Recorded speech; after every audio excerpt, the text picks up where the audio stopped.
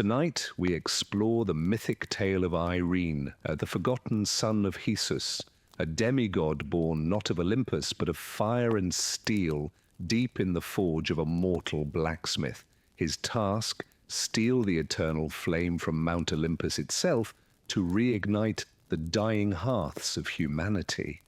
But what stood in his way was no simple quest. A three-headed guardian of the underworld, a jealous god in winged sandals, and a storm-summoning oracle who foresaw only one ending, Arian's death. So before you get too comfortable, take a moment to like the video and subscribe, but only if you enjoy the kind of content that merges myth and mystery. And hey, let us know where you're watching from. What time is it for you right now? Sometimes our stories are better than sleep, and other times they just make you dream louder. It's time now to dim the lights, turn on a fan for some noise, and let's cover what we have for tonight together. In the flickering forge of Myne, where men shaped iron with sweat and prayer, there lived a woman whose hands rivaled the gods. Her name was Callista, a mortal blacksmith with fire in her soul and a hammer that sang when it struck bronze. She built swords that could split spears in mid-air and armor so seamless it was whispered that Ares himself once wore her breastplates into battle. The gods noticed, but only one descended. Histus, the lame god of the forge, the outcast of Olympus, watched her in silence. He was not drawn by beauty. Callista was not a woman of perfumes or palace gowns. She wore soot like war paint and smelled of iron and pine smoke. But when she worked, Histus saw something divine in her movements, something familiar. One night, as the moon hung low and red over the Aegean, Heracles entered her workshop, cloaked in smoke and shadow. He offered no gifts, no divine decree, only his presence. The forge flared brighter that night, and 9 months later, a child was born. Arian. He did not cry, not at first. His eyes opened and glowed like coals, and the fire in the forge leapt as if recognizing its kin. The midwives gasped. One whispered, "He's touched by the divine." Another crossed herself, and the oldest among them muttered, "He's not meant to stay here long." Arian grew faster than other boys. At 5, he could shape iron. At 7, he forged his first blade, flawless, sharp, and oddly warm to the touch. He never played. He never lied. There was a stillness in him that made others uneasy. The village feared what they did not understand. They called him cursed, the son of a god who had no throne. Children avoided him, priests refused to bless him. But Callista, she loved him fiercely, teaching him not just to work with fire, but to respect it. Flame obeys those who listen, she'd say, not those who command.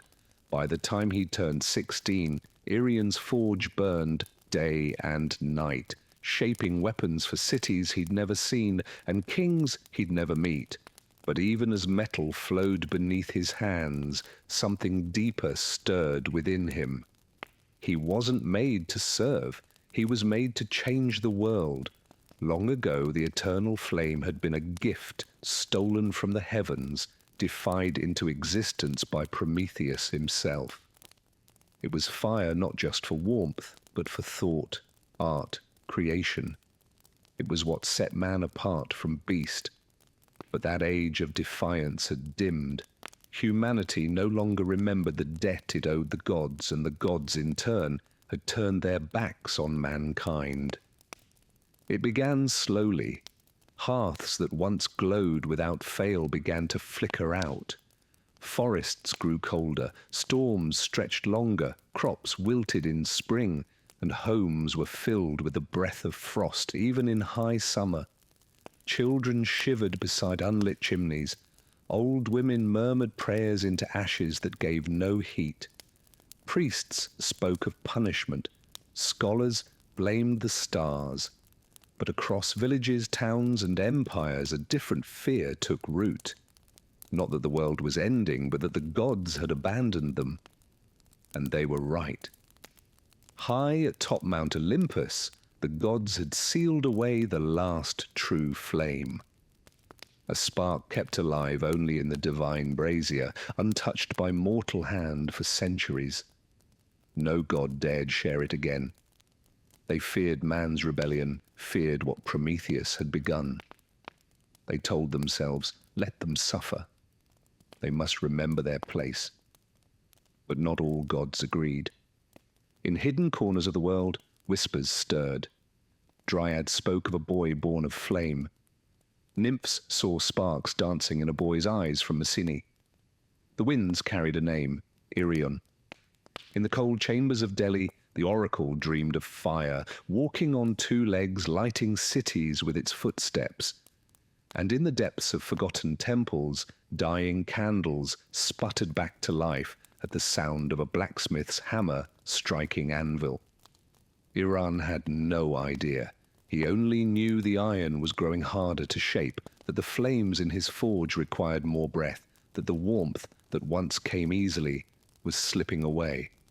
But the world had begun to watch. Gods, both old and silent, had turned their gaze to Mene. The divine brazier at top Olympus, though shielded in marble and guarded by fate, flickered for the first time in an age, responding not to a god, but to a boy born of fire and sorrow. And deep within him, something began to glow. Delhi was dying. Once the center of divine council, where kings and warriors climbed stone paths to seek Apollo's voice, now it stood quiet, its columns cracked and overgrown, its sacred springs reduced to mist, but one voice still lingered, buried deep within the mountain's breath. The oracle Irion arrived in silence. No one greeted him at the gates. The torches lining the temple had long since gone out. Ivy clung to broken altars like fingers, unwilling to let go of lost faith. Thunder growled in the clouds above, not of rain, but of something older watching. He descended into the hollow chamber where generations before him had once wept and begged. There, seated atop a crumbling stone throne, was the oracle. She was draped in violet robes, skin pale like ash, eyes blind but blazing with storms. Before he could speak, she inhaled sharply like a flame being pulled back into a lantern. "Hyon," she hissed, though no name had been spoken. He said nothing. "You will climb the mountain, you will take the flame, and you will die." Her voice cracked like a whip through the stillness. He didn't flinch. He had heard stories of oracles, their riddles wrapped in poetry and metaphor. But this wasn't a prophecy, it was a sentence. She rose slowly, limbs moving like smoke caught in wind. "The gods will oppose you. The world will demand your failure. The flame what you seek. It does not belong to mortals. It was stolen once, and the price was eternity in chains." Irion stepped forward, fists clenched. "So let me pay the price." A long silence followed. Then laughter, not cruel but tired, the sound of someone who had seen too many stories end the same way. "You already are," she whispered. The room grew dark. The thunder outside crescendoed. The air pulsed with something old, something primal. Then just as suddenly everything went still. The oracle slumped back into her seat. Her mouth opened, but only smoke escaped. Her prophecy was done. And though Arion left without another word, her vision followed him. In dreams, in flame, in every shadow cast by his forge. The gods had spoken, his path was set. But not even Olympus could predict what a dying world would do when handed back its fire. Before one could ascend Olympus, one had to earn the mountain's recognition, and Olympus never bowed to the untested. Legends whispered that the base of the mountain was not stone or snow, but soul, that beneath its foundation was a gate sealed by silence and guarded by the oldest fear in creation, Cerberus, the hound of Hades. No one could pass that gate without first touching death. Arion did not question it. He had studied myths the way blacksmiths study heat, closely, wearily. He knew what waited beneath the roots of Olympus. But to reach the eternal flame, he would have to descend, not metaphorically, but into the very underworld itself. So he prepared not with armor, but with craft. He spent 3 days and 3 nights forging a collar, not for battle, but for submission. It was made of obsidian, iron, and the final ember from his mother's forge. Into it he carved 3 names, one for each of Caberis's heads. He whispered them aloud as he worked: memory, loyalty, grief. On the 4th day he stood before the shadowed mouth of a cave said to lead downward forever.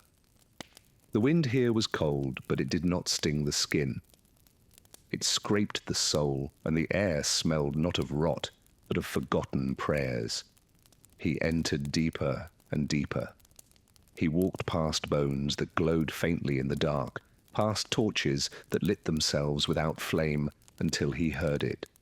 The breathing, slow, massive, layered, like 3 storms dreaming in unison.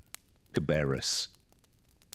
He stepped into the clearing and found the beast sleeping on a bed of ash and bone, each head twitching in a different rhythm. Its fur was blacker than absence. Its eyes were closed, but its ears twitched. Arion did not draw a weapon. He approached, knelt, and held out the collar. Then softly he began to hum. It was the song his mother had sung to him as a child. The one she sang when night made the world feel too big, too cruel. The middle head stirred, the left opened one amber eye. The right snarled, then stopped. They listened, and in that silence, Irion slipped the collar on. Cerberus exhaled, and the door behind him opened, not with rage, but with respect. Irion had touched death, and death had stepped aside. The road up Olympus was no road at all. There were no markers, no stars to guide the way, only sheer rock, biting wind, and whispers that echoed from nowhere. Irion climbed not with certainty, but with instinct. His mortal hands bled, his divine blood burned, the mountain resisted him at every turn. And then he appeared, not with a roar, not in a flash of power, but in silence. Hermes, the trickster, the messenger, the thief. He stood on a ledge ahead, dressed like a traveller, cloak loose, sandals laced with feathers, eyes sharp as broken glass. A crooked grin danced across his lips. "Well," he said, spinning a coin between his fingers, "I thought you'd be taller." Irion didn't stop climbing. "I know why you're here," Hermes continued, walking casually beside him without ever lifting a foot. "You want to bring fire back to the mortals? Sweet, noble, stupid." Irion paused. "Then stop me." Hermes chuckled. "Stop you? Oh no, number, I'm not here to fight you. I'm here to make sure you understand the deal. You're walking into the heart of Olympus, into the god's vault, into a story that isn't yours to tell. And yet," Orion replied, "here I am." That smile faded slightly. "You're trying to restore a balance that was broken for a reason," Hermes said. "The flame was a gift once, a mistake, and now the gods guard it like a dragon guards gold, not because it's precious, but because it's dangerous." Arion stared at him. Then they've forgotten what danger looks like. For the first time, Hermes's expression soured. The air around them shifted. The coin in his hand vanished. His wings twitched. "You think you're Prometheus," he said, voice cold, but you're not even a flicker compared to him." "I'm not trying to be him," Arion answered. "I'm trying to finish what he started." Hermes stepped forward, pressed 2 fingers to Arion's chest. "Then here's my gift." Pain surged. It wasn't physical, it was deeper. A thread inside him twisted, turned. "The fire you seek," Hermes whispered, "will burn everything you are." Then he vanished. The mountain groaned, thunder rolled, a storm had begun, not of rain, but of consequence. And Arion climbed higher, cursed but unshaken. The curse settled into Arion's chest like frost in the lungs. At first it was subtle, a tightening when he breathed, a dull heat beneath his skin. But the higher he climbed, the more it bit into him, not like a wound, more like erosion. Piece by piece the man was being scraped away, leaving something raw behind. Mount Olympus was no longer just a mountain. It was alive. Its cliffs shifted beneath his feet. Wind screamed down ravines like ancient voices, furious to be disturbed. The higher he rose, the less mortal the world became. Trees stopped growing, birds stopped singing, even the stars above seemed to pull back. There were no paths, only jagged ledges and sheer faces that demanded sacrifice with each step. Arion bled. He slipped. Once he nearly fell to his death, but a sudden flash of heat from within his chest steadied him. It was as if the flame Hermes spoke of, the one that would burn him, had begun to awaken. But he kept climbing, because every time he faltered, he thought of the dying hearths, the cold villages, the children huddled in darkness. He thought of his mother, hands blistered, still forging warmth for a world forgetting what warmth meant. And still Olympus offered no mercy. Storm clouds gathered above, lightning danced along the ridge like gods pacing in frustration. He could feel their eyes now, watching, judging, waiting for him to fall. But it wasn't just the mountain fighting him. It was Olympus itself. He passed ancient ruins carved into the stone, temples long abandoned by faith, their altars cracked, their gods forgotten. Statues of Athena with eyes chipped out, columns of Zeus split by time and silence. Arion realized something no one else had dared to say aloud. The gods weren't powerful anymore. They were afraid that a mortal might bring the fire back without their permission, that someone not born in their halls might carry the light that once defined Olympus. And in that fear they threw their worst at him, ice, thunder, visions, voices. But he climbed. With hands torn and heart smouldering, he rose above the clouds, and in the distance, lit not by sun but by divine flame, he saw it, the brazier burning, waiting. It was not what he expected. The summit of Olympus wasn't carved in marble or guarded by gods clad in gold. There were no trumpets, no gates, no thunderclaps of divine welcome. There was only silence and the flame. It stood in the center of a windless clearing on a pedestal of blackened stone. The brazier looked ancient, older than language itself, shaped by hands no longer remembered, and inside it danced the eternal flame, not red, not orange, but white, pure, blinding, alive. It did not flicker, it watched. Arion stepped closer. The heat didn't sear him. It entered him as if recognizing something long lost. His breath caught, his skin prickled. That ember Hermes had cursed into his heart now pulsed like a second heartbeat, calling to the flame like a lost sibling. He reached out. In that moment, time faltered. He saw cities built from firelight. He saw his mother's forge blazing in the dead of winter. He saw civilizations rising and falling, each one built around fire, and each one forgetting why it burned. He also saw the punishment. Prometheus, chained to stone, his liver eaten daily by a vulture. The gods had called it justice, but Arion saw it for what it was, fear wearing a crown. He could turn back. He could let humanity adapt to the cold. Forget fire, forget him. But then he heard the wind whisper her name, Callista, and he remembered who he was. He grabbed the flame, and it took him. Pain screamed through his body, not like burning, like being rewritten. Bones cracked and reformed, his skin glowed, veins pulsing with light. He fell to his knees, roaring soundlessly as the flame poured into every part of him, erasing the boy, forging the fire-bearer. He wasn't holding it anymore. He was it. The brazier flickered, then dimmed, then went cold. Because the eternal flame was no longer chained to Olympus, it had chosen a new vessel. Arion collapsed beside the empty pedestal. Smoke rose from his fingertips, but his eyes glowed like dawn. He breathed barely, but with each breath, a wisp of warmth spread outward into the wind, down the mountain, toward the world below. He had taken the fire, but not for himself, for everyone. Arion did not walk down Olympus, he carried it with him. The moment the flame entered him, the mountain stopped resisting. Winds fell silent, the sky cleared.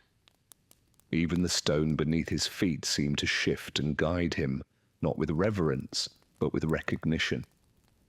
He was no longer a trespasser, he was a torch, his body smoldered with divine heat. Not the kind that scorched, but the kind that stirred life. Wherever his foot touched earth, frost melted. With every breath, the cursed wind softened. The air smelled not of smoke, but of renewal, of rebirth. But he was not whole. His limbs trembled beneath the weight of what he carried. The eternal flame was not just fire, it was memory.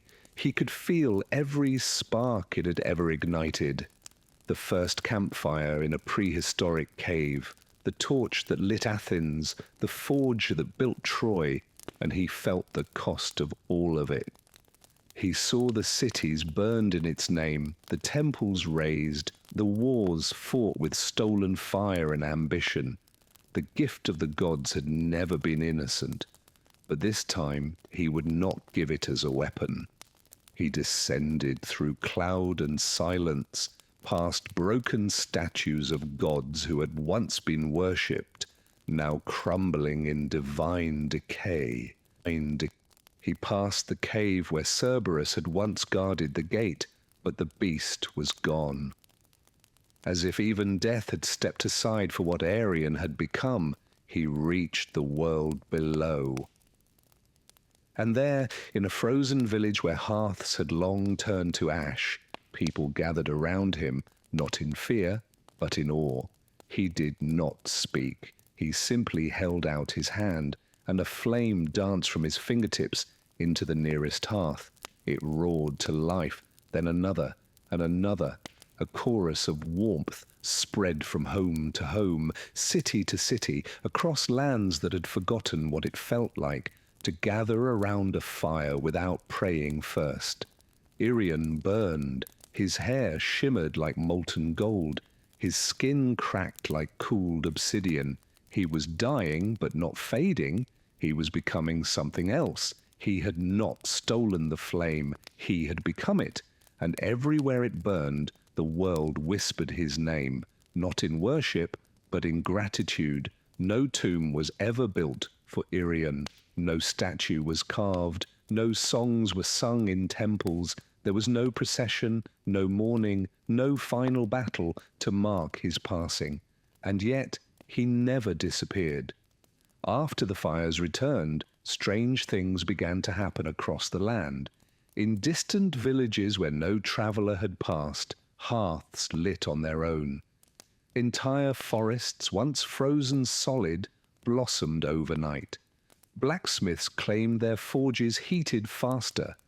Children, huddled in the cold, told their parents they saw a man of light standing beside the flame before it rose. No one could prove anything, but they all told the same story. He walked until there was nothing left of him to walk with. His body had long since cracked and burned, not from weakness, but from transformation. What remained of Irion, bone, blood, voice, had become spark, smoke, heat, and he gave it all away. His mother's forge was the last place touched, old, abandoned, its fires cold for decades, until one night a traveller passing through claimed he saw a boy hammering something glowing white at the anvil. When he looked again, the forge was empty, but the flame danced high and hot, just like it used to.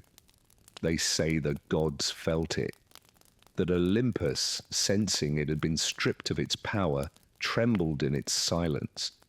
But the gods did not strike back. They did not rage, because even they understood Irion had not challenged them with war or pride. He had reminded them of purpose. And so the eternal flame, once hoarded by immortals, now flickered in every village, every city, every lonely mountain hut. It lived in the warmth of soup shared by strangers, in candles placed by grieving hands, in torches lifted by rebels seeking light in the darkest places. And always, always, they whispered the same name, Irion. Some say when your fire dims for no reason, it's him passing through. Others say if you listen closely to the crackle of the flame, you'll hear the rhythm of a hammer striking an anvil. Steady, patient, eternal, because Irion never died. He became warmth itself, not a god, not a hero, just a boy who gave up everything to help the world remember how to glow again. In the land of Sparta, where boys were taught to fight before they could speak, and honor was carved in bone, women were no less fierce. Among them was one whose name echoed through the marble halls like the clash of steel, Leonthe, daughter of Commander Adrastos. She was born during a blood-red eclipse as omens howled over the city. Midwives whispered that she came from Ari himself. By age 12, she had bested her brothers in the wrestling ring. By 16, she had led a hunting party into the Tethys Mountains and returned with 3 wild boars tied behind her chariot.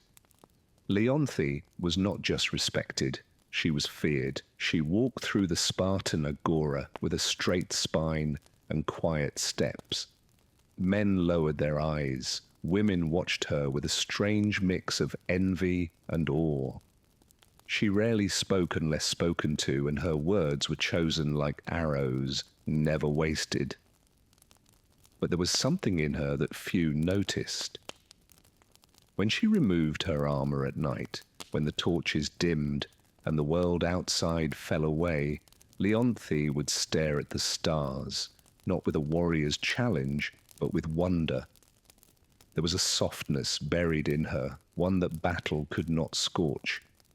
A yearning, not for marriage, not for conquest, but for something else, something the Spartan code had no name for. Peace, magic, mystery. She never said. What she knew was this. Every full moon, when the city slowed and the warriors slept, her body pulled her toward the cliffs above the river Eurytus. She would leave behind her spear, her cuirass, her reputation, and become just a woman wandering beneath the stars alone. The world, she thought, must be bigger than Sparta, bigger than swords and pride. She felt it in her blood, like music she couldn't hear, but knew was playing somewhere.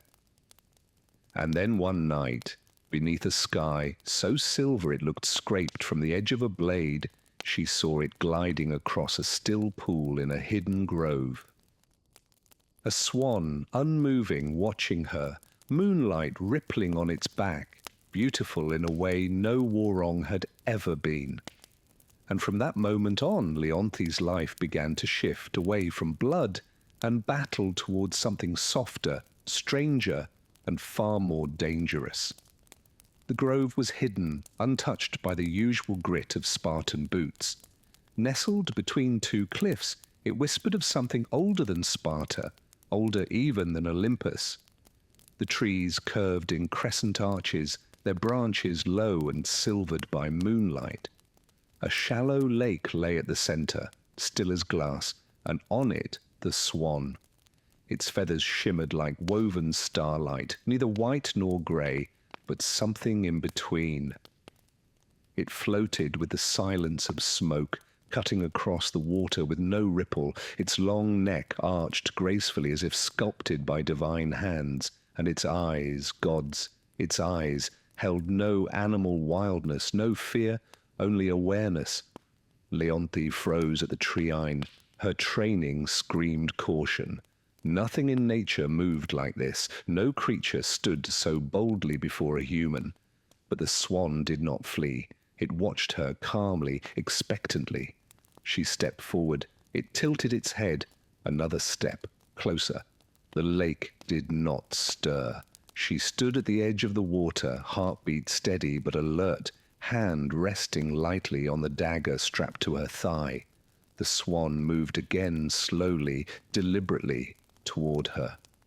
When it reached the edge of the shallows, it stopped and bowed its head slightly. Leonthe knelt. She had seen thousands of things in her life, war camps burning, bloodied warriors screaming at the heavens, newborn calves gasping for their first breath. But never had she seen something so quiet, so still, so enchanted. She reached out. The swan did not resist. Her fingertips brushed its feathers, warm, unnaturally warm, as though its body burned with sunlight instead of blood. A feeling stirred in her chest. Not fear, not fascination, something older, something she didn't know she'd been missing until that very moment. Connection. The swan blinked once and turned away, gliding back into the center of the lake. Leonthe remained kneeling, watching it, unsure what had just begun, but certain it was no accident. The next full moon she returned. So did the swan, and again the next month and the next. No words, no promises, just presence. A ritual born of silence and gravity. By the time autumn settled on the hills, Leonthe no longer questioned why. She just knew the swan would be waiting, and her world would never be the same. Seasons turned, leaves reened, fell and grew again. The wars continued far below the hills, but in that moonlit grove, time stood still. Only the full moons mattered now, only those nights. Leonthe had once measured her worth in battle scars. Victories and commands followed without hesitation. But now something softer guided her, something far older than Spartan law. Each month she returned to the grove with offerings, fresh figs, soft linens, carved trinkets from olive wood. The swan never ate, never acknowledged the gifts. Yet Leonthe continued, drawn by an instinct she couldn't explain. The swan was always waiting. It met her at the edge of the water, dipped its head gently, then glided by her side. Sometimes it circled her. Sometimes it simply stood beside her on the shore, its warmth bleeding into the air around it like a hidden sun. She began to speak, not like a soldier, but like a woman who had never been heard before. She spoke of her father's coldness, of how victory never filled the empty space in her chest, of the nights she stared at the sky, wondering if there was more than sword and soil. The swan said nothing, but it listened. She could feel it. Its stillness wasn't silence. It was attention, the kind mortals never gave, the kind no commander, no suitor, no friend had ever offered her. Over time, she stopped feeling alone. She braided her hair before each visit, smoothed her robes, sat beside the swan for hours, shoulder touching wing, saying little, yet feeling more than she'd ever felt in a Spartan palace or battlefield. And still, the swan never fled, never aged, never changed. She should have been afraid. There were stories of gods taking animal form to lure mortals into ruin, stories of punishments for those who loved the divine. But Leonte didn't believe in stories anymore. She believed in the way her hand fit perfectly along the curve of the swan's neck, in the way it bowed its head when she sang quietly into the night, in the way it seemed to wait for her, need her. No words, no promises. But in their silence, something ancient took root. And though she didn't speak the word, not even to herself, Leonte knew what it was. Love. The swan was not born of earth. Its wings had once stretched across the sky. Its fingers had played the lyre that made the sun rise. Its name had once been whispered in temples, carved in marble, and shouted in song. Apollo, god of light, of music, of prophecy, now silent, feathered, bound. Long before Leonte was born, Apollo had committed a sin in the eyes of Olympus. He had defied Zeus, not with blade or rebellion, but with truth. He had spoken against his father's punishments, against the cruelty passed down from throne to world, against the silence demanded by power. For this Zeus did not kill him, he unmade him. A spell cast in fury, more cursed than justice. Apollo was stripped of his form, his voice, his divinity, forced into the body of a swan. Not to teach him humility, but to remind him he could glow like the sun and still be caged by shadow. The curse was cruel still. There was one condition. If a mortal ever discovered his true identity, the transformation would become permanent. And so Apollo waited years, centuries, lifetimes, floating on lakes, hiding beneath stars, watching mortals forget his temples, forget his hymns, watching the world grow colder as the gods withdrew. Until Leonte, her presence cracked something inside him, something buried so deep even Olympus had forgotten it existed. Hope. He never meant to be seen, never meant to stay. But she returned again and again, and her voice when she spoke to him in the glade, was the only thing that made the fire inside him flicker again. She was not a priestess, not a nymph, not a chosen oracle. She was a warrior with hands that knew only weapons, a woman hardened by loss and trained to feel nothing. And yet, she saw him. She treated him not as a symbol or a threat, but as something sacred, something worth waiting for. He dared not speak, dared not reveal his name. But in the tilt of his head, in the stillness of his body, he answered every question she never asked. And slowly, impossibly, he loved her back. In Sparta, solitude was respected, but not for too long. Leonte's absence did not go unnoticed. Each full moon she slipped away from the barracks, from the training fields, from the watchful eyes of commanders and kin. At first, none questioned her. She was Leonte, untouchable, unshakable, the warrior whose loyalty was carved into every scar. But Sparta thrived on order, on discipline and love, especially the hidden kind, was a foreign thing in a city built on control. Whispers began. She wanders. She speaks less in council. She trains, but her strikes lack venom. It was true.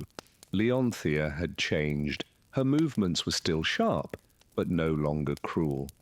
Her voice no longer cut, and something in her eyes softened. Some nights she smiled to herself, as if holding a secret the gods themselves couldn't steal. Her father noticed first. Commander Adrastos, a man whose face bore no softness, whose daughters were meant to lead men, not follow feelings. He summoned her one evening under the guise of strategy. But when the chamber emptied, he spoke plainly. "What keeps you from sleep?" Leonthe offered no answer. His voice darkened. "Do not forget who you are," but she already had, at least the version of herself that Sparta had moulded. What the city had built in stone, the swan had touched with water, and Leonthe found herself unwilling to return to who she'd been. Still, Sparta watched. A patrol once followed her out beyond the walls, tracing her steps toward the cliffs. They lost her near the olive groves. She was too skilled to be shadowed, but it was enough. Enough to birth suspicion. Priests murmured about omens, that the moonlight carried voices, that the lakes beyond Sparta stirred unnaturally, a warrior woman disappearing each full moon. They feared it was madness or worse, a god. Leonthe knew the walls were closing in, that eyes were learning to look where before they had looked away, that her silence, once strength, now made her vulnerable. But still she went, still she found him. And in that grove where moonlight touched feather, she forgot the noise of Sparta, forgot the rules, forgot the danger. Only one thing mattered now, not being seen. Because if the world discovered what she knew in her heart, it would destroy them both. The moon was heavy that night, low, swollen, golden as a dying flame. Leonthe stood in her chamber, fingers trembling over her armor, unable to fasten the final clasp. Something had changed. She had felt it for days, a quiet trembling beneath her feet, like the ground itself knew what she did not. The swan had been different on their last meeting, restless, more watchful. Its feathers bristled when the wind shifted. It had circled her twice before settling at her side, its warmth sharp instead of soothing. That night, sleep eluded her, and when it came, it brought visions. She stood in a silver grove, her hands covered in gold dust. A statue loomed before her, part man, part swan, its wings frozen mid-beat, its face serene and lifeless. She reached out, called a name she didn't know she knew. Apollo. The statue cracked, and a voice echoed, not from the sky, but from inside her bones. Truth will freeze what love has kindled, She awoke breathless, heart racing, the name still burning on her tongue. She tried to dismiss it, a dream, nothing more. But warriors know when fear is real, and this was no ordinary omen. This was prophecy. The next day, Leonthe left Sparta earlier than usual, the ache in her chest sharper with every step. She didn't follow her usual path. Her feet led her deeper into the hills, through trees she'd never passed, into groves untouched by memory. There, hidden beneath a curtain of ivy and moss, she found the altar, ancient, cracked, marked with a single, unmistakable inscription carved in old, flaking gold. Apollon, her breath hitched. All at once, the pieces fell into place. The warmth of the swan, its listening gaze, the dreams, the curse in her bones, the reason it had always come during the full moon. He wasn't just enchanted. He was a god, her god, and she had broken something. She stumbled back, the sound of feathers behind her. The swan had followed her, silent as always, but its stillness no longer comforted her. It was watching sadly, softly, as if it already knew, as if the truth had arrived.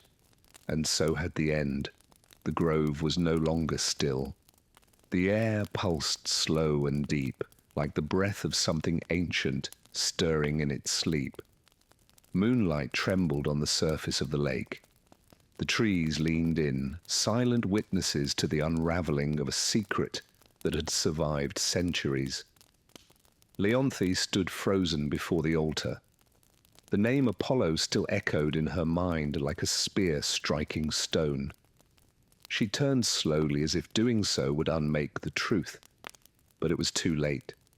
The swan was there, not gliding, not graceful, just standing, watching. Its feathers no longer shimmered, its glow dimmed, flickering like a dying flame. Leonthe stepped toward it, her lips parted, unsure what to say, unsure if anything could be said. "I know," she whispered. The wind stilled. A single feather drifted from the swan's back, falling slowly, silently, before vanishing into dust the moment it touched the altar. And then the change began. The swan's neck arched, not in grace but in agony. Its body trembled, feathers unraveled into streams of gold and light, wings bent into arms, webbed feet split into toes that dug into the earth, and where the swan had stood, now knelt a man, naked, radiant, broken Apollo. His hair shimmered like the sky at dawn. His skin glowed faintly like embers beneath marble, but his eyes were dimmed by sorrow, by inevitability. Leonthe stepped back, hand to her mouth. She had loved him in silence, and now silence had become unbearable. He tried to speak, but the curse had not fully lifted. His voice cracked like thunder in a storm too old to name. "You weren't supposed to know," he said at last, voice barely more than wind. It was the only rule. She fell to her knees beside him, tears cutting down her warrior's face like rivers through mountain stone. "I didn't mean to," she whispered. He smiled then, just once, a god's smile, not of joy, but of farewell. "I know." And with that the ground beneath them shuddered, a soundless quake, a divine sentence passed without mercy. His glow faded, his skin hardened, his limbs stiffened mid-reach. Apollo was turning to stone, and Leonthe could only watch as love became legend. The moment the name was spoken, the curse began its final work. Apollo's body, once fluid with divinity, now stiffened inch by inch. The light beneath his skin dulled like cooling metal. His golden hair lost its luster, hardening into marble threads as the final phase of Zeus's punishment took hold. There would be no forgiveness, no reprieve. Leonthe grasped his hands, still warm, still trembling, but she could feel it, the stone creeping like frost over flesh. His fingers curled around hers one last time before they stopped moving altogether. She shook her head. No, this can't be how it ends. But the curse didn't listen. It had waited centuries in silence, patient and cruel. Apollo's chest rose once more and then didn't. His wings half-formed behind his shoulders froze mid-fold. His knees bent in grief, locked in place. His face, still beautiful, still kind, was caught between love and pain. His eyes open but unseeing. And then silence, a quiet deeper than any battlefield, deeper than the moments before the charge. This was not the silence of peace, but of loss, of something sacred shattered. Leonthe knelt there, forehead pressed to his now cold hand, a hand that once cradled stars, now nothing more than stone. Her tears slid down the side of his marble fingers and fell to the earth, one after another, slow and steady as a funeral march. The grove dimmed. Even the moon, so often bright and watchful, seemed to draw back behind a veil of cloud. No lightning came, no god appeared, because the punishment was done. Zeus had spoken. The swan had flown for the last time, and Apollo, god of light, was now a statue of silence, forever frozen in the moment of his final truth. Leonthe stayed long after the transformation finished, arms wrapped around what remained. She did not scream. She did not curse the heavens. There were no Spartans to hear her cries, no warriors to bear witness, only the wind, only the trees, and the stone figure of a god who had once loved her, not with thunder and fire, but with stillness, and now with silence. Lethe never returned to Sparta. She left her armor where it lay beside the altar, removed her sword, let her war-bound name drift away like smoke over the lake.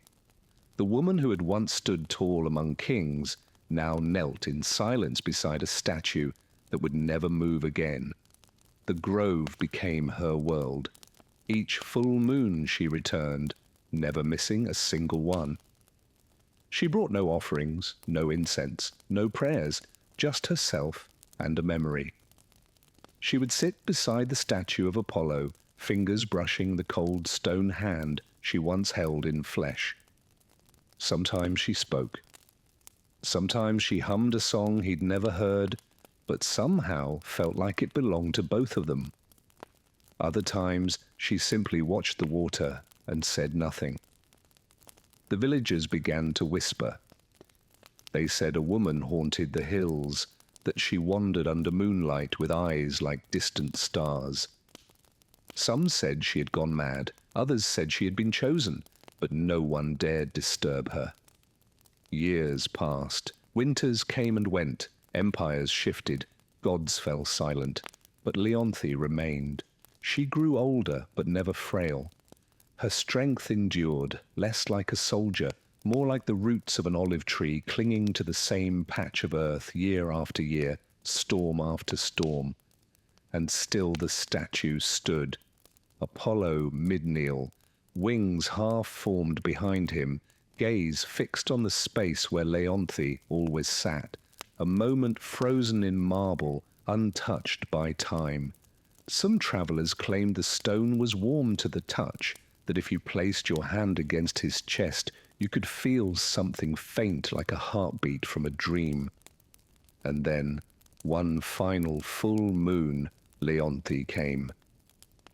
She sat beside him longer than usual, laid her head gently on his shoulder, and never moved again. When the villagers came weeks later, they found her there, peaceful, eyes closed, lips curled faintly in a smile. Beside her, Apollo's statue shimmered faintly as if lit from within. No one touched it. They built no shrine, no temple. But the legend grew, and now when the moon is full and the wind is still, some say the swan returns to the lake, not to be seen, but to remember.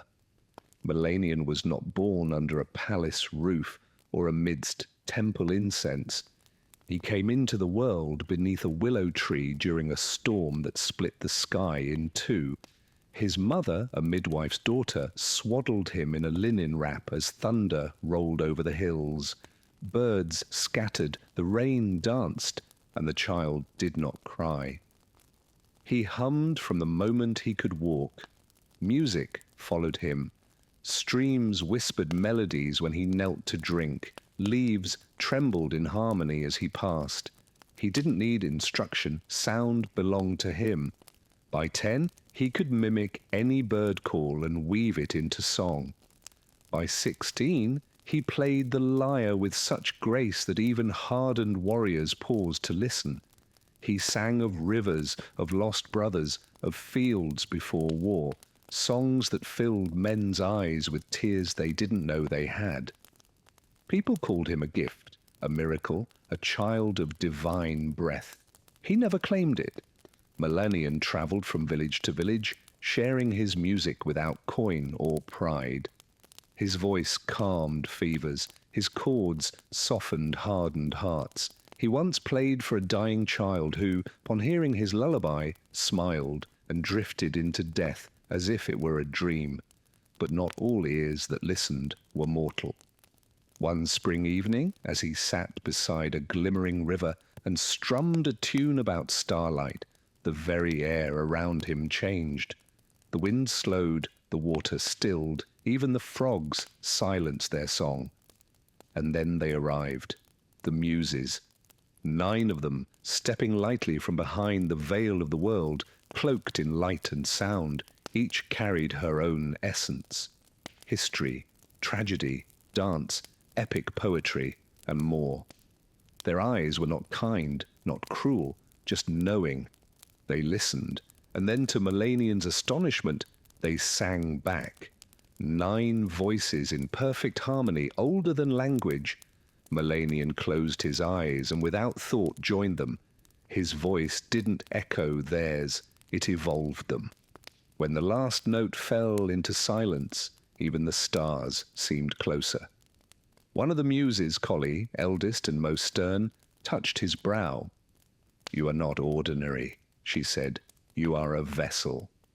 And thus began the legend of Melanian, the bard whose voice would shake the heavens. From that night on, Melanian was no longer just a gifted mortal. He was touched, marked, whispered about. The muses had chosen him. In the quiet folds of Mount Hell, where few dared to tread, they invited him into their sacred circle. There, beneath ancient trees and skies unclouded by mortal ambition, Melanian learned not through lectures, but through experience. Collie, muse of epic, taught him how to bend a story into sound. Cleo whispered the histories of nations into his ears as he slept. Terpsora danced barefoot through leaves while he played beside her, his fingers learning the rhythm of wind and body. Ute laid her flute across his palm and said only, "Listen." And he did. He absorbed not just melodies, but truths, the kind that lived between words, the kind that mortals rarely noticed but felt. In the hush before a storm, in the ache of longing, in the gasp of a child at first snowfall, the muses gave him not power but perspective, and they asked for only one thing in return: sing for them meaning mortals, the lost, the weary, the proud and broken, those who needed to remember that beauty still existed even in suffering. That song could be both balm and blade. At first, Melanian obeyed. He performed in city forums and quiet fields, played before kings and beggars alike. His songs stitched broken hearts, stirred revolutions, mended fathers to daughters, and enemies to uneasy peace. But as his gift grew, so did something else: ambition. He began chasing sounds the muses hadn't taught, notes no god had touched. In the stillest parts of the night he would write alone, drafting fragments of something beyond language. A song that could bend time, still the wind, and bring tears to stone. A final song. He told no one, not even the muses, because some part of him no longer wanted to share the divine. He wanted to surpass it.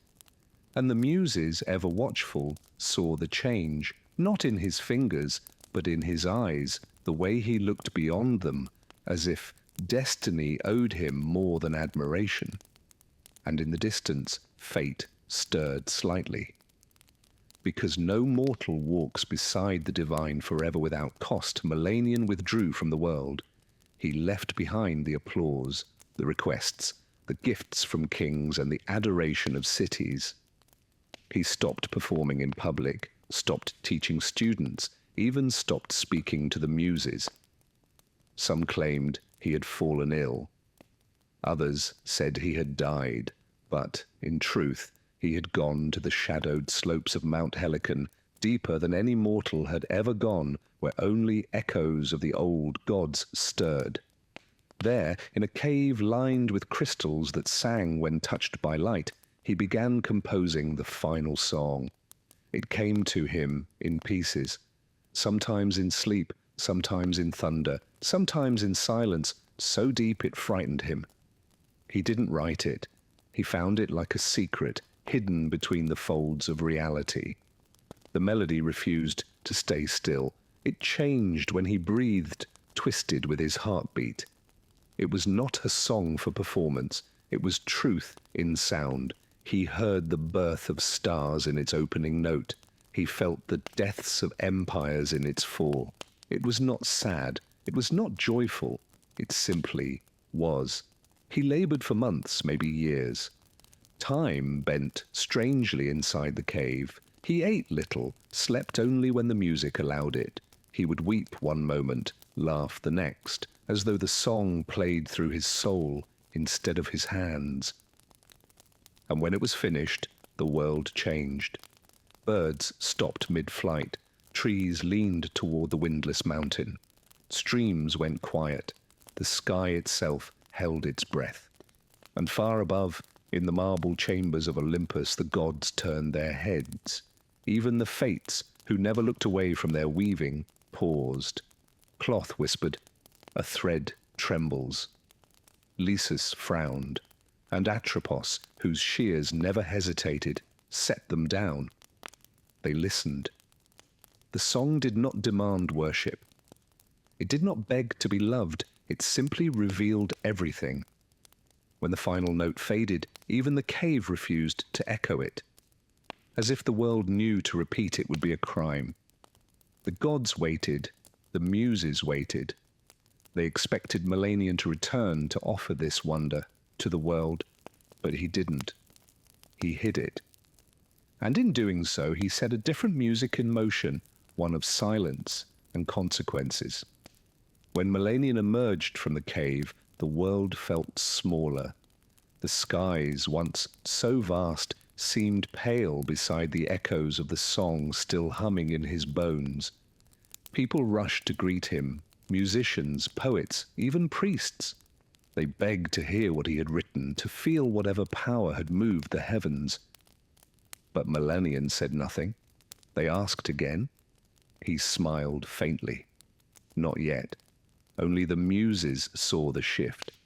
They came to him one dusk, stepping from starlight like breath from a lyre. Their robes glowed with inspiration, but their eyes held warning. You were chosen to carry beauty, said Arato, soft and sorrowful. But beauty is not meant to be buried, added Clio. You must sing it, whispered Calliope. Milanion bowed his head. I will not see it cheapened. They flinched as if he'd struck them. You think mortals unworthy? Terpsy asked, voice trembling. You think you alone are its guardian? He met their eyes, not with rage, but with something colder. Possession. Yes. Silence felt like winter between them. Then you are no longer ours, said Calliope. Not because you created something beyond us, but because you hoard it. Because you... He said nothing, and they vanished. Still the gods waited. Even Zeus, who rarely concerned himself with mortal affairs, paused his thunder to listen. Even Hades tilted his head in the depths. They waited for a single note, a whisper, a fragment. Nothing came. Milanion kept the song locked inside himself. Not written, not recorded, not shared. He called it sacred, but sacred things, when sealed too long, begin to sour. He performed other pieces. They were still beautiful. Audiences wept. Crowds cheered. But he knew. And so did the divine. Something was missing, and worse, something had been stolen. The song that could stir the fates, bend time, and touch the gods themselves was buried beneath his pride. He told himself he protected it. But the muses watching from afar saw the truth. He had chained the divine to his ego, and the gods who endure madness, war, and worship without blinking do not abide theft. And so one night the wind turned still. The stars went quiet, and a curse began to bloom. Not with fire, but with memory. The curse came softly. No thunder, no divine wrath from Olympus, just a dream. Milanion lay beneath an open sky, cradled in the same silence he had once treasured. Sleep pulled him gently into darkness. And there, waiting, was the song, the final song. It returned, clearer, richer, impossibly perfect. He heard notes he'd never written, harmonies he hadn't yet imagined. It lifted him through stars, woo him into oceans, unspooled the very fabric of meaning. He wept in joy, in awe, in surrender, and then morning, gone. Not faded, erased, no memory, not a note, not a name, The melody he'd written with his soul, felt in his bones, was gone like mist at sunrise. At first, he thought it a cruel trick of sleep. He grabbed his lyre and tried to recall even a single progression. Nothing. He strummed wildly, off-key, frantic, nothing. That night he returned to his bed early, heart pounding, and the song returned, more radiant than ever. He sang along in the dream, tears streaming, fingers dancing through light. It felt real. He could remember it within the dream. But once again, with dawn's first breath gone, Melanion began keeping candles lit through the night, scribbling notes in the dark. He begged his mind to retain a phrase, a rhythm, a single image. But no matter what he tried, it vanished again and again and again. He stopped playing, refused to perform. Crowds dwindled, friends left. His home grew dusty and cold, but none of it mattered. He had one obsession now: remember the song. The muses stood at a distance, watching with sorrow. He was given a gift, said Otope, and he chose to cage it. Now he is the only one who will hear it, said Polyhymnia.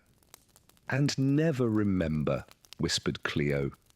It was not vengeance, it was balance. Melanion would hear the song every night for eternity, but it would live only in dreams.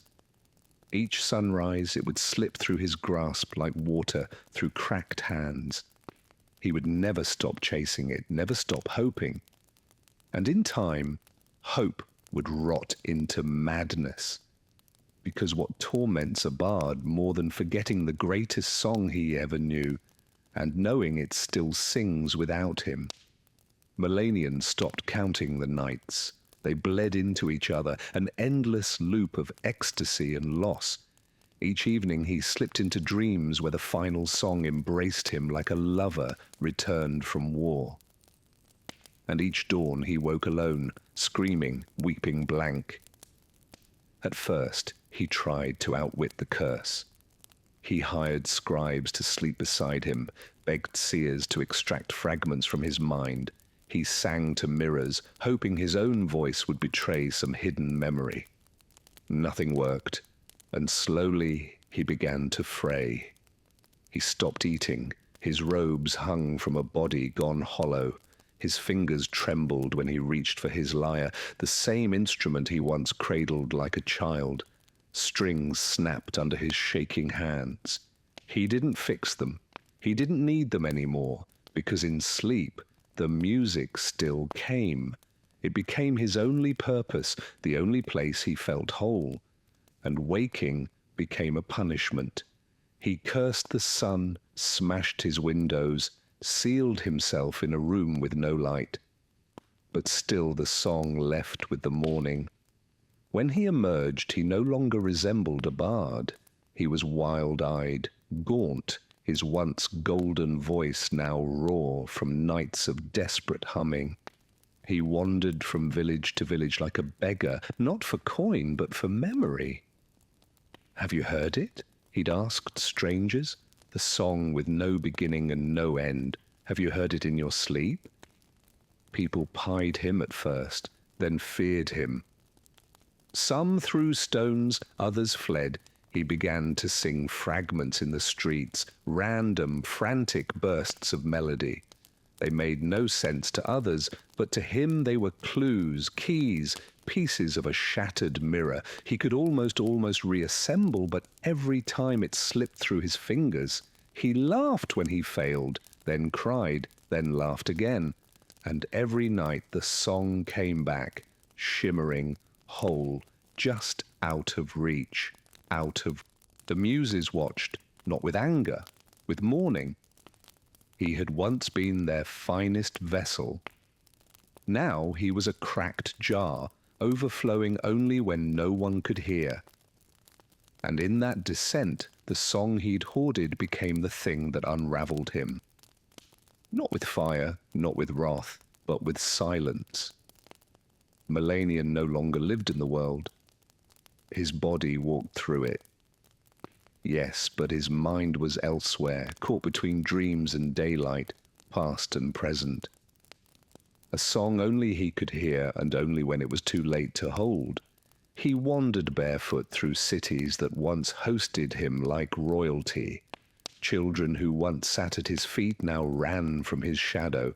His name, once sung in praise, became a warning. Don't end up like Millennium. He slept where he could, under trees in empty chapels, sometimes in the doorways of inns whose keepers once begged for his presence. He no longer asked for food, only a place to rest, only the dream. The curse never failed. Each night he fell asleep with trembling hope. And the final song returned, whole, alive, a perfect ghost. And each morning he woke to forgetting. The cruelty wasn't in the silence, it was in the memory of sound. He remembered that he had heard something transcendent, that it had meant everything. But he could no longer remember why. He began speaking to shadows, to trees, to the stars. Sometimes he would sing to strangers and demand they sing back. Convinced the melody was hiding in someone else's throat.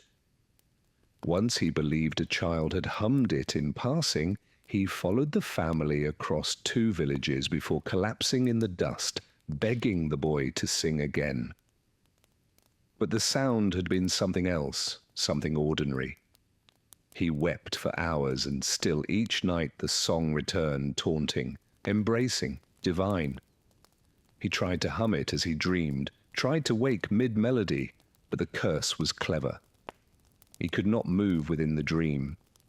He could not record it, write it, carry it, only hear it.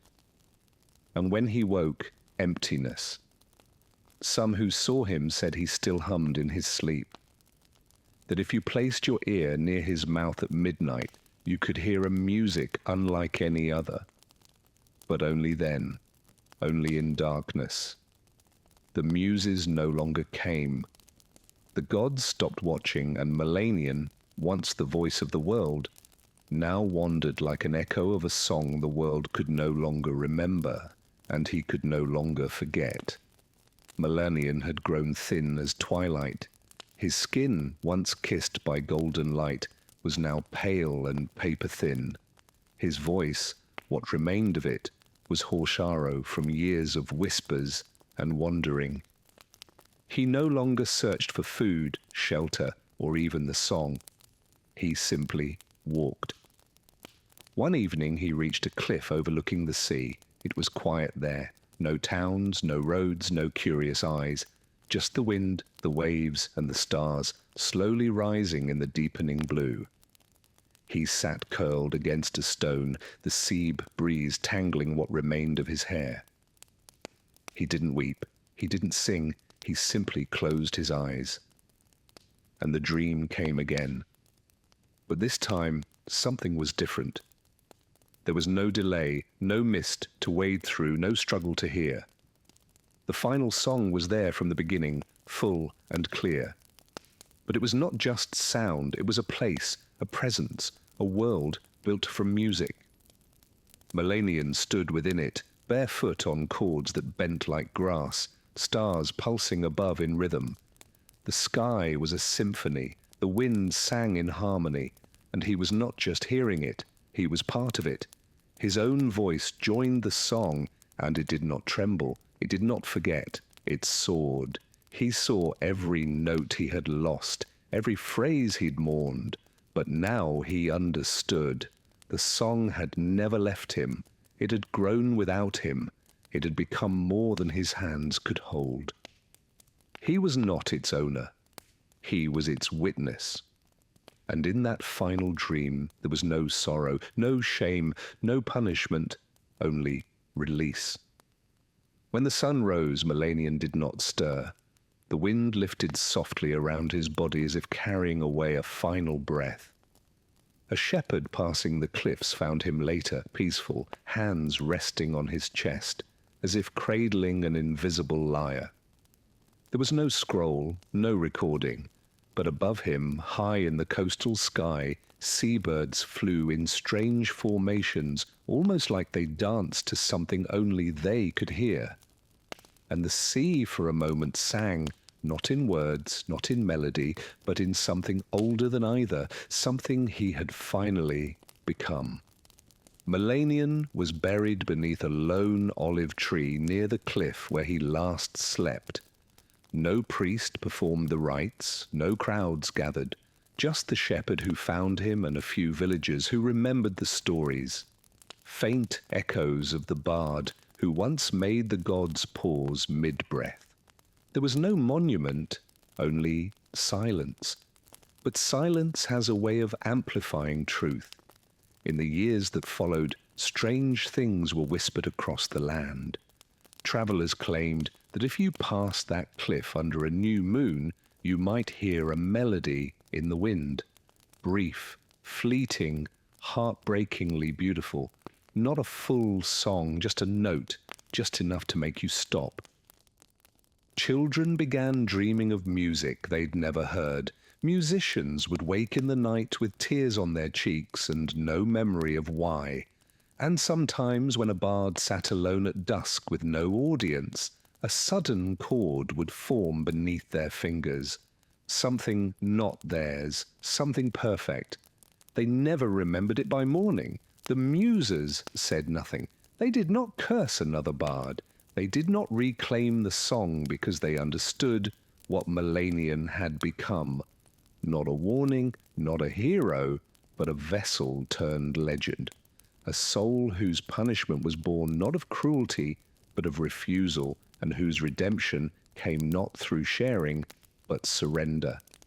The final song was never written down. It was never performed in amphitheaters or temples. It does not exist in scroll or scripture, but it lives in the quiet moments between sleep and waking, in the hush before a performer strums their first chord, in the way the sea sounds different when you're grieving. Melanion's song became part of the world itself, not to be remembered, but to be felt. A whisper in the bones, a melody without words. And those who feel it, even for a moment, never forget the silence that follows. They say if you stand alone on the right cliff, on the right night, with no one watching and the wind is kind, you might hear a sound that doesn't belong to this world, just a fragment, just a breath. And maybe if you listen closely enough, you'll finally understand why Millennium never let it go.